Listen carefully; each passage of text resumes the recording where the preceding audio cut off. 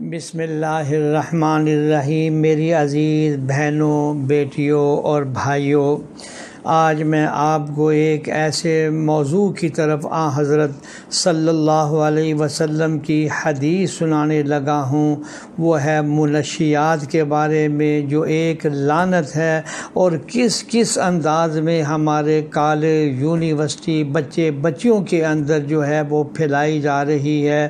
حضور صلی اللہ علیہ وسلم نے اس سلسلے میں فرمایا کہ شراب کے بارے میں 10 افراد پر لعنت فرمائی۔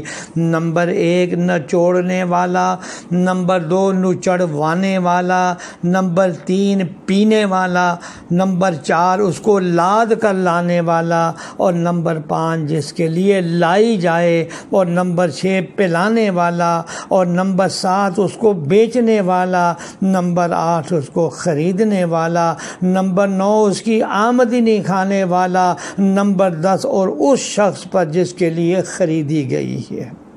شراب کو نشہ آور ہونے کی وجہ سے حرام کیا گیا ہے، اس لیے رسول اللہ صلی اللہ علیہ وسلم نے ایک قانون اور ضابطہ ارشاد فرمایا، کل مسکر حرام، ہر نشہ لانے والی چیز حرام ہے۔ لہذا دور جدید کی ہر طرح کی منشیات حرام ہے، جیسے بھنگ ہے، چرس ہے، ہیروئن ہے، اور آج طرح طرح کے انجیکشن اور طرح کی نشہ آور چیزیں کھانے پینے کے اندر بھی مل گئی ہیں۔ اہل عرب شراب کے عادی تھے، اس لیے شریعت اسلام نے شراب کو درجہ بدرجہ حرام کیا۔ اس لیے عمر بھر کی عادت، خصوصاً نشہ کی عادت چھوڑنا انسانی طبیعت پر انتہائی مشکل اور مشقت والا کام ہے۔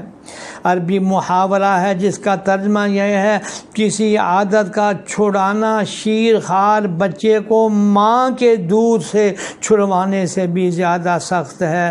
فرمانبردار صحابہ کرام پہلا حکم پاتے ہی اپنے اپنے گھروں میں جو شراب رکھی تھی، اسی وقت شراب کو اپنے ہاتھ سے برتن کو توڑ دیا، شراب پھینک دی۔ جس کے ہاتھ میں جام تھا اس نے اسی وقت توڑ دیا۔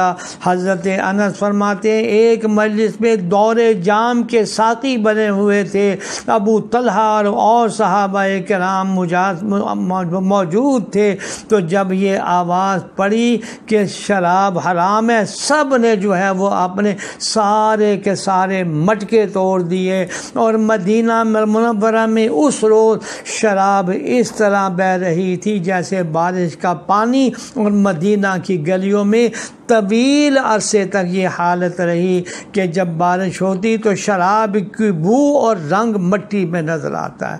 میری بہنوں اور بیٹیوں، صحابہ کرام نے شراب کی حرمت سن کر عمر بھر کی اس عادت کو اللہ جل شانہ کی رضا، جناب رسول اللہ صلی اللہ علیہ وسلم کی رضا کی خاطر عمر بھر کے لیے توبہ کر لی ہے۔ اب آج کے اس دور میں ہمارے کالج، سکول کے بچے اور بچیاں جن نشے میں مبتلا ہیں، اللہ جل شانہ اس کی حفاظت فرمائے، اس کے بارے میں آئندہ مجلس میں ذکر کروں گا۔ یا اللہ ہم کو، ہمارے سارے بچے اور بچیوں کو اس نشے کی عادت سے بچا، آمین یا رب العالمین۔